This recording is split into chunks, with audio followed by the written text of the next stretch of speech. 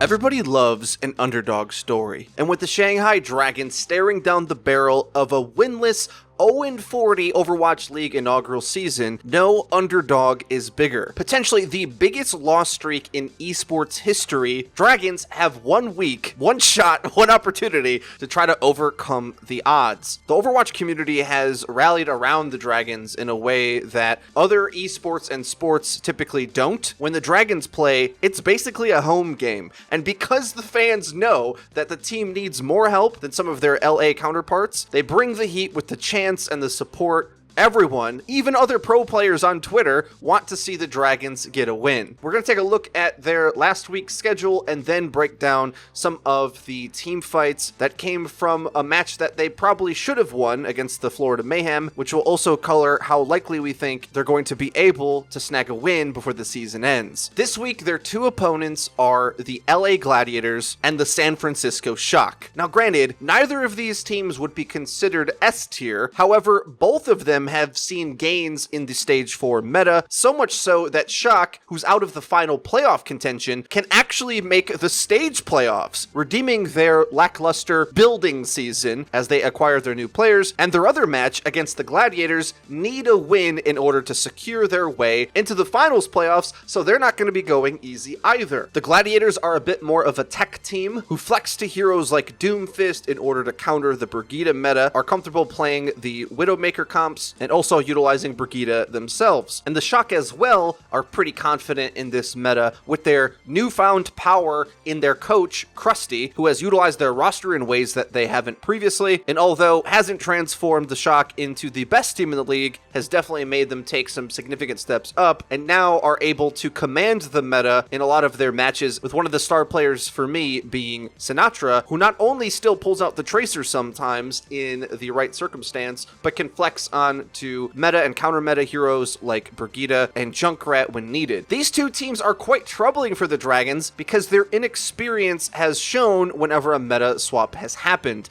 The only comp that this roster has seemingly learned to play with any efficiency is dive. And unfortunately for them, this is the worst possible stage to be a dive-only team. One only needs to look back at the week 1 game against the Dallas Fuel, where they just sent in Genji Tracer into Mickey's Brigida and made him into an all-star, buffing a lot of his stats to help him take claim to be one of the best Brigidas in the world. This creates a pretty upsetting scene for the Dragons fans who would love to see them grab a win at the last moments of the season, but unfortunately, with the state of the meta as it is, it's more likely that they go out with a whimper, not a bang. Whereas I think if we kept playing the Stage 3 patch, we would be able to see the fierce, brawling playmaking that the Dragons actually can do. They dive in, they dive out, and they have mechanically good enough players in order to clutch out wins in those scenarios. Oftentimes, they would take wins on control maps in Stage 3, typically because the deathmatch nature of the mode allows for that type of play to work. The problem is now in Stage 4, rock, paper, scissors comps are even more important than they have been in the past, and not only do you need to know what to swap to at the right time,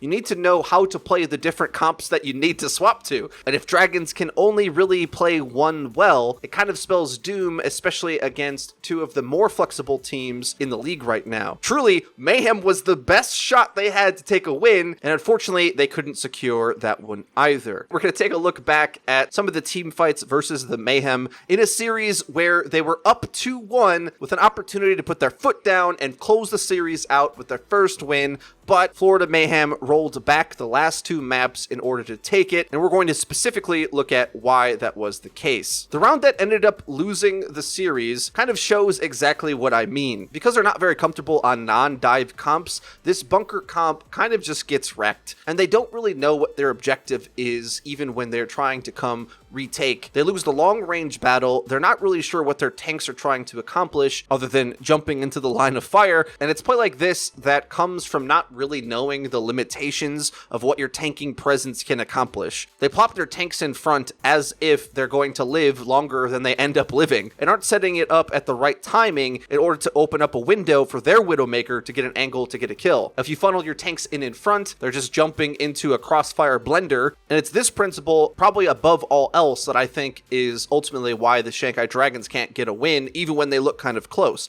is that they eventually make poor teamwork spacing mistakes, and that's a word that I want to develop further on this first round of Nepal. There might be other ways to describe what I'm saying here. I think often many people would say the term positioning instead of spacing, but I use the word spacing here because I specifically want to refer to the relative positioning between players on your team. So the physical space that you're leaving between them, the gaps. And it's this aspect that I think most matchmaking players don't know how to respect how good teams do this. If you watch a team like NYXL, everybody's minding their P's and Q's in the right spot at all times. And when the team fight breaks out, they all have the proper spacing in order to give each other the proper room to cover each other's angles. The Dragons look haphazard, like they don't really know where they're supposed to be from moment to moment. And one player gets the idea to do one thing and another does another. The left hand doesn't know what the right hand's doing, team fight falls apart, and you absolutely cannot do this with tank heavy comps. You can get away with it a little bit in dive comps because the individual characters can potentially pop off, but when you're running a meatball comp like this, you need everybody hand in hand together to be in close range for the Moira healing, so she heals all of you at once, but also more importantly, to pounce a singular target with all of your cooldowns, because your comp ultimately doesn't have a lot of damage, but you make up for that fact by being quick, focusing a target, and everyone unloading into them faster than they're going to be able to either get away or get healing from their team. That gets you a man advantage and you snowball from there. If you look at this again, they start to do this correctly in the first poke forward, where they all together are trying to focus the target in front, unload all of their cooldowns, and once they've spent them to not get a kill, then they retreat back. That's all correct. However, they seem to not know what the responsibilities are in the given moment, and we start to see Fearless, from what I can tell from his own accord, I don't think he gets booped or anything, start to go duel the Winston, who lured him into the stairwell. The team gets split up, the attention is focused in different spots, and because the cooldowns don't all get dumped into one of the tanks, they start to lose members, and this team fight quite convincingly. There's two options when you have this situation.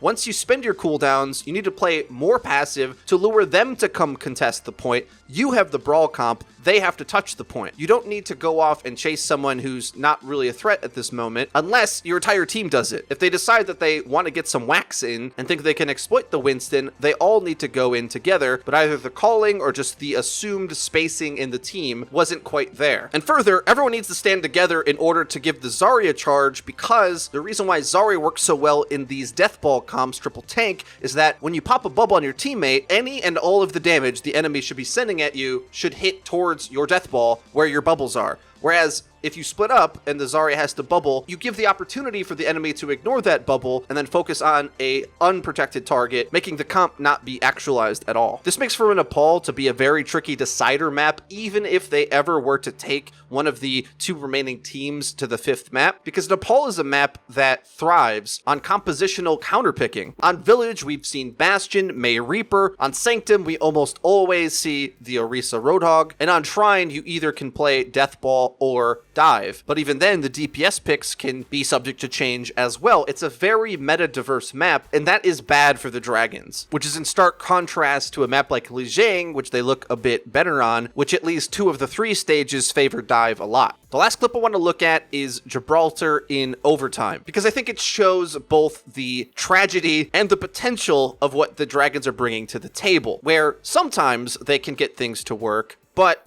ultimately, it seems whenever push comes to shove, they're going to make enough mistakes over the course of a map in a series to end up losing it, even when they're sitting in positions to win it. The Dragons are running Dive Brigida Widow, whereas the Mayhem are running Reinhardt Brigida Widow. This means that the mobility of the Dragons' defense has the opportunity to pounce things out of position, and that's exactly what they do. They catch Reinhardt pushing the cart underneath while the high ground is obtained, and it's a good objective call. High ground always wins everything, but if the enemy's not pushing the payload, you don't really have to worry about the high ground, at least for a little while. This was actually a pretty good adaptation, because if you look to the first attack, where the Dragons seemingly got caught off guard by the high ground focus that the Mayhem sent forward, they tried to contest it immediately, but get bopped by the charge shot of Zupe on the Florida Mayhem, and it just pulls the entire team fight apart. They're able to put their Brigida on the high ground in order to push Shanghai back, and then in an instant they lose the entire map. Contrast that to here, where they realize that most teams actually avoid Saya player instead of going right at him, which allows him somewhat to get those really big carry plays where he puts up a highlight reel. But part of the reason is the tank and support core of Mayhem isn't really on point either, and often can be exploited. But that strategy always does put you at risk of Saya player going off and just bringing his team kicking and screaming back into the game. But Shanghai is still entirely in this, because the Mayhem only really have Saya player and Zupe Zenyatta to have range poke damage. Unless either of them hits a really big headshot,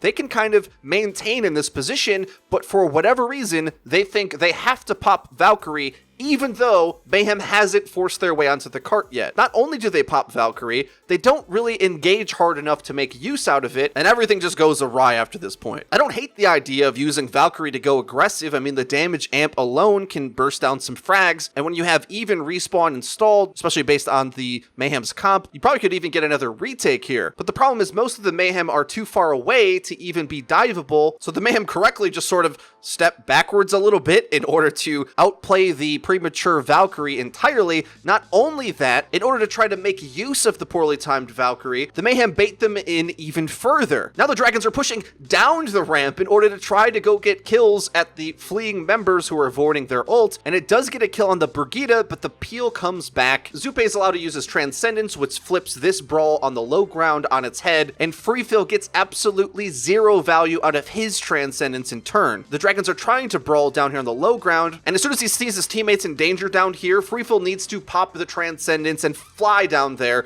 because the fight is there. That would have given them the later Transcendence and likely to wait out and then win out thereafter on the ground. But with a combination of these two really poorly timed support ults, Dragons went from controlling their own destiny to likely losing the map. And I feel like most Dragons games can be boiled down to the support ult usage and the support play in general. Oddly enough, the rest of their team isn't as bad as their 0-38 record implies. The problem was this roster joined on when they were already many games in the hole, and all the while other teams were improving faster than the Dragons could keep up. It was once said, I believe on the desk, that this version of the Dragons would beat the first version of the Dragons, and that's definitely the case. The problem is when you go up against the Florida Mayhem, who have the second worst support core in the league in my opinion, and you can't get more value than they do, it's a troubling sign, because they got the playmakers that take advantage of that. The Mayhem are the next worst team in the league, and they have one of the best Widowmakers in the league. That's how stacked the Overwatch League is, and it's really hard to get wins, and ultimately why we shouldn't be surprised if the Dragons go 0-40. Let me know what you think in the comment section down below. Do you think the Dragons are going 0-40 this season,